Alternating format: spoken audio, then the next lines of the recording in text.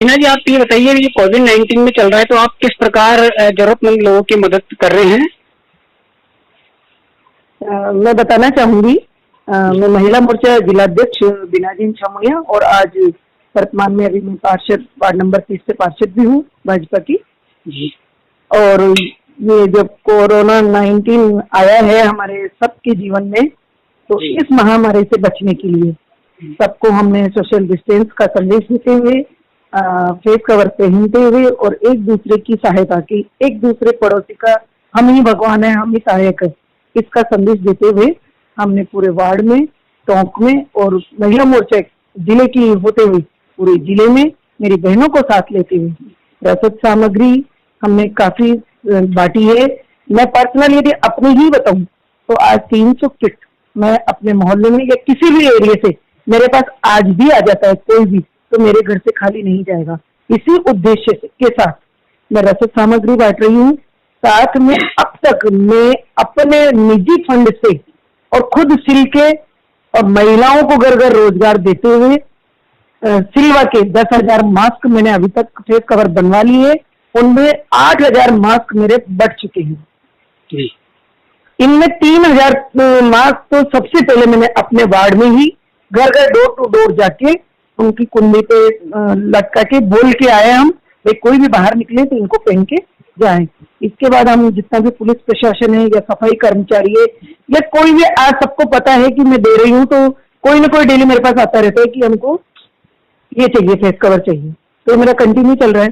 इसके अलावा 100 परिंदे मैंने जगह जगह लगवा दिए हैं और कई लोग परिंदे भी मुझसे लेके जा रहे हैं और मैं आराम से उनको दे रही हूँ। और हमारा आगे अभियान है, गाय का चारा है वो नित्य हमारा चल रहा है। इसके अलावा मैं आपको एक बताना चाहूंगी कि सरकार की योजना के तहत मुझे मालूम हुआ कि ये 2500 रुपए किसी गरीब के खाते में आएंगे यदि हम उनकी डिटेल उन तक पहुंचाते हैं, एडीएम साहब तक या कलेक्टर साहब तक। तो वो भी डिटेल मैंने, जिनको आज तक सरकार की कोई योजना का लाभ नहीं मिला, तो ऐसे 351 लोगों की लिस्ट बना के मैंने भेजी है। उनमें से 248 लोगों के खाते में 2500 रुपए कल आ गए हैं, हर खाते में 2500 रुपए। इसके अलावा जो हमारे जैन समाज के लोग हैं, तो हमारे सोसाइटी से, जैन समाज से, ट्रस्ट से मुझे मालूम हुआ कि वो भी सहायता के रूप में भेज रहे हैं। तो हमारे जैन समाज को मैंने उधर से भी दिलाया, सरकार से भी, और 2-2 हजार रुपए हमारे जैन ट्रस्ट से भी दिलाया, यानी कि कई लोगों को मैंने 4,500 रुपए भी खाते में दिलवाए हैं। तो इस तरह से मेरा कंटिन्यू चल रहा है। कल गौ रक्षा के लिए हम गए थे कि 8 तारीख को जो गौ हत्या की गई निर्मम, तो वो हमसे नहीं हुआ, तो हम कलेक्टर साहब को ज्ञापन देने गए। और नर्सिंग डे जो परसों था तो उसके लिए भी हम नर्सेज का स्वागत सम्मान करने गए। इस तरह से सोशल वर्क हम कर रहे हैं और ये हमको मौका दिया है भगवान ने, तो हम कर रहे हैं। बीना जी, आप एक महिला होते हुए भी इतने सामाजिक स्तर पे कार्य आप कर रहे हैं, तो ये प्रेरणा आपको कहाँ से मिली? ये प्रेरणा भगवान ने मुझे खुद को ही दी है और मैं सोशल मीडिया का इतना मतलब महत्व नहीं समझती कि मैं हर चीज को एक फोटो डालूं, लेकिन मेरे मन में लगा कि भगवान ने यदि हमें ये वक्त और ये समय दिया है तो हमें करना भी चाहिए। और मैं सबको यही कहना चाहूंगी, जब मैं बाढ़ में गई और मुझे पता लगा कि जिसको जरूरत है उससे ज्यादा, मतलब जिनको जरूरत नहीं है वो कह रहे हमें भी दो, तो मैंने उनको एक ही संदेश दिया कि आपको जरूरत है तो आप लीजिए, लेकिन किसी की पेट पे लात मार के आप मत लेना, आपकी वजह से कहीं कोई पड़ोसी भूखा ना सो जाए। इस बात का ध्यान रख के आप ये किट लेना। तो वाकई में मेरी बात का उन्होंने अमल किया और सबको यही संदेश दिया कि आप गाय की रोटी या एक पड़ोसी की रोटी, 4 रोटी आप जरूर ज्यादा बना के रखें और अपने जरूरतमंद को दें, और इसी भावना के साथ कि किसी कोई भूखा ना रहे, क्योंकि ये महामारी है। कोई हमारी सरकार ने हमें दुख नहीं दिया है, लेकिन प्राकृतिक आपदा आई है, तो प्राकृतिक आपदा को हमें सहन शक्ति के साथ और सबको मिलके आराम से इसको दुख को बांटना चाहिए। टोंक में कोरोना का संक्रमण अभी भी जारी है, तो आप टोंक वालों से क्या अपील करना चाहेंगी?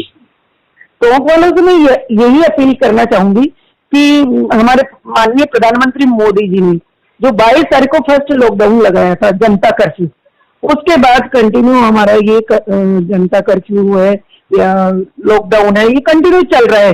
तो ये एक हमारी आदत बना लेना चाहिए, क्योंकि ये तो मैं जहां तक मानती हूँ, एक टेलर है, कहते हैं कि अभी पिक्चर बाकी है, पता नहीं किस तरह के संक्रमण कैसे कैसे हमारे जीवन में आएंगे और कैसे कैसे दुख। आज ये वायरस आया है, कल को भूखमरी भी आएगी, कल को आर्थिक मंदी भी आएगी, पता नहीं कितनी ही समस्याओं से हमें जूझना पड़ेगा। तो मैं चाहती हूँ कि इसके लिए हमें तैयार रहना है और सबको अपने आप को पक्का मजबूत कर लेना है कि हमें किसी को दिशा निर्देश या संदेश देने की जरूरत नहीं है। हम खुद ही एक दिशा निर्देश और एक संदेश बनकर सामने आए और ये सोचिए कि हमें फेस मास्क पहनना है, अपने आप को बचाना है, सबको बचाना है, क्योंकि मैं सेफ हूँ तो आप भी सेफ हैं। तो हमें सोशल डिस्टेंस का ध्यान रखते हुए, अपनी सेफ्टी रखते हुए अपना काम भी करना है और अपने जीवन को सुरक्षा, खुद के जीवन को सुरक्षा बनाना, दूसरों को भी सुरक्षा देनी है। तो मैं सभी को यही संदेश देना चाहूंगी कि अपने आप में जागरूक होने का और सेफ रहने का नियम खुद ही बना लें। बीना जी, बीके न्यूज से बात करने के लिए धन्यवाद।